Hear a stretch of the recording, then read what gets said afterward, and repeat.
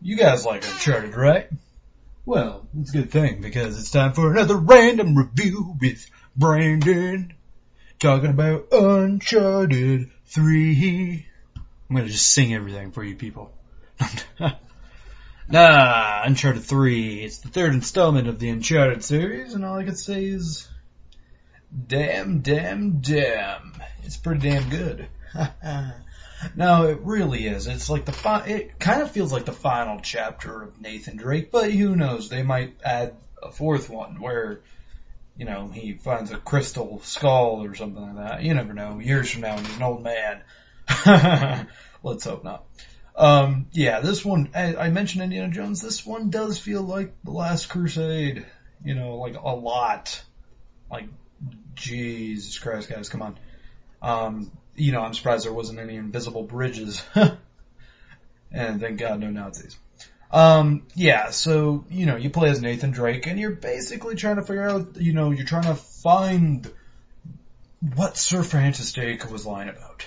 Did he find lost treasure? You know, that whole ring he wears around his neck? For people who may have played the first two.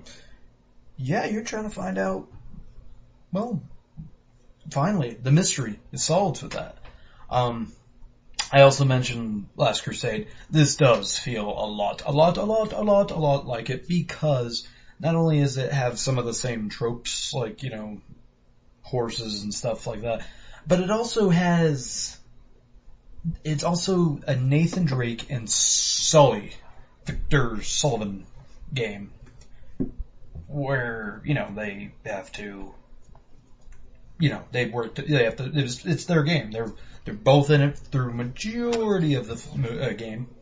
And I guess if you've seen Lawrence of Arabia, this also would probably help. But I have not, because they mention the damn movie all the friggin' time, but I haven't seen it. Otherwise, the gameplay is a lot like the other two. It's not as, like, okay, let's put it this way. Not as easy as the second one, but the first one still has the candle for the hardest Uncharted I've ever played.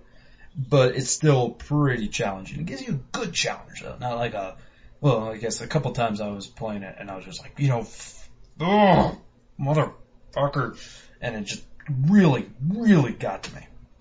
I also have to say that, you know, despite the challenge, it's not the hardest game. But if you play it on normal, you're gonna have to stay behind cover a lot of the time. I found myself, you know, people always say, like, in the Uncharted series, you can just, like, oh, screw cover, I'm just gonna run up and punch him, which was true for 2. I disagree if you play on the normal difficulty for this. If you play on easy or very easy, I very well will imagine that you can just run up the guys and just, like, beat their ass. Doesn't matter if they're shooting you with an AK, just run up to them and just punch them in the nuts. And that is also what this game has. Most dick punches. Yeah, the game, it's not the best in the series in my opinion either. I do hand it some credit though. Story-wise, well, first, music, fantastic. Voice acting, of course, fantastic. The writing, just in general, just amazing. It really feels like that blockbuster, adventure film, but it's the one you're gonna play, you know, woo! But I have to say the villains are actually good villains in this because they're actually in it. Because the other ones, like, especially 2, they had the villain and he would, like, appear, like, I think, like, 3 times he was in the whole frickin' game. You might see a glimpse of him here and there, but these ones are actually there and they're always, like, either cutting you off or you're just, like, running into them or, you know, it really feels like this, like, rivalry between you two and how you guys, you know, neither one of you really want to kill each other. They just want you out of the way. I mean, granted, they're a little bit more sinister about it. But, yeah, you know. Otherwise, it's really, you know, all I can say, though, I have a question for you people. 1, good God, how many frickin' hired goons does some of these people have? Like, you'll kill like 30 of them. You would think that would be the max amount of goons one group of people can have. No. I want to say there's about like 300 of them, and like, Jesus Christ. Also, you're going through these cracks and crevices, and you're getting through like areas that no one else can get to, or you're in the middle of frickin' nowhere. and yet the villains already have like an army, like a base set up there. Like a big base too, like not just like, oh, there's like 3 guys. No, there's like a whole arsenal of guys. Some guys dressed up in heavy armor. I just love how none of them they just bring them there to walk around. None of them are digging or anything. None of them are like, oh god, this sucks. No, they're all just just waiting for Nathan Drake to come. And hell, there's even a scene in this game where they're just you're in the middle of nowhere, and they're in a ghost town for no damn reason with an arsenal up their ass just because it's going to be something for you to shoot. This game does have some of the most beautiful desert scenes I've ever seen. Like, wow. And I just got done playing a desert game, Spec Ops, which actually came a year after this. Spec Ops looked good. This one looks better. The gunplay is kind of, it's meh. It's a nice mixture of the gunplay and all that. But you know what this game kind of pisses me off with the gameplay? It dictates you on that you could play through it silently. Cause they'll sometimes be like, oh, take these guys out quietly. My maximum was about 4 guys I was able to take out quietly. And eventually, either one, Nathan Drake screws you over by, you go behind him and take him out, and then he, pulls a grenade or something and blows him up. Or 2, somehow, some way, they always see you. And that's always what happened to me. Is no matter what I did, no matter how many times I had to do it, because I died a lot, I still got Saul. Speaking of deaths too, real quick, it's, instant respawn. Instant respawn. And I love that. You just die in your back. Hey, look at that. Die in your back. Whoa! And I noticed the game started taking pity on me if I had to redo something 3 times, because they'd just start filling up my ammo and stuff. I was like, yeah, that's sweet of you. How about you just make it so you don't have, because sometimes they're just assholes. They'll be like, oh yeah, you bunker down here? Well, how about the guy with the grenade launcher? And he just shoots at you and you die instantly. They do have a couple of enemies that do, especially towards the end, they get this one enemy I won't talk about who can instant kill you if you aren't careful. And I can't tell you how much I hate instant deaths in video games. Just give me a fighting chance. Don't make it instant death.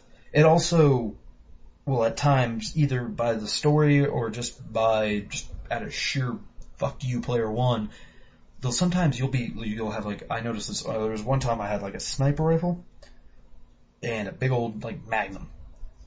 They go through a cutscene, some shit happened, but nothing happened where he lost his gun, and all of a sudden it starts out and I'm back with a pistol again. The piece of shit pistol that hardly can take out the average enemy.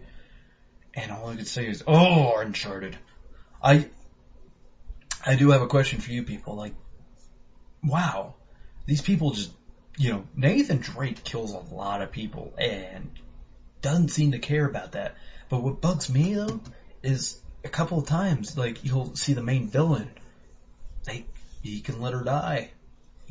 And he doesn't, And I'm just dude, you've killed so many people now. And the person who was sending these people after you, you're going to be well, I can't let her die. This isn't the best one, though. This isn't the best Uncharted, but it's nowhere near the worst. It actually has a really good multiplayer, a really good one, where it's either competitive, and then you have some, horde mode, basically, Uncharted style, where you gotta do these different objectives. But it has so much customization.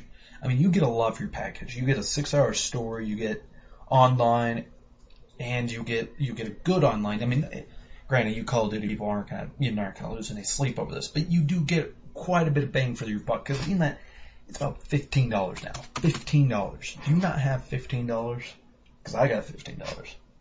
I mean, fucking A. I mean, it's for a used copy, of course. I mean, if you want brand new, you may be looking at 20, but still, it's hardly anything. And for a great game, if you played the other 2, it's not going to be as good as 2, but it's still a great experience to be had. I would give it personally I would say I'd have to give it a solid B.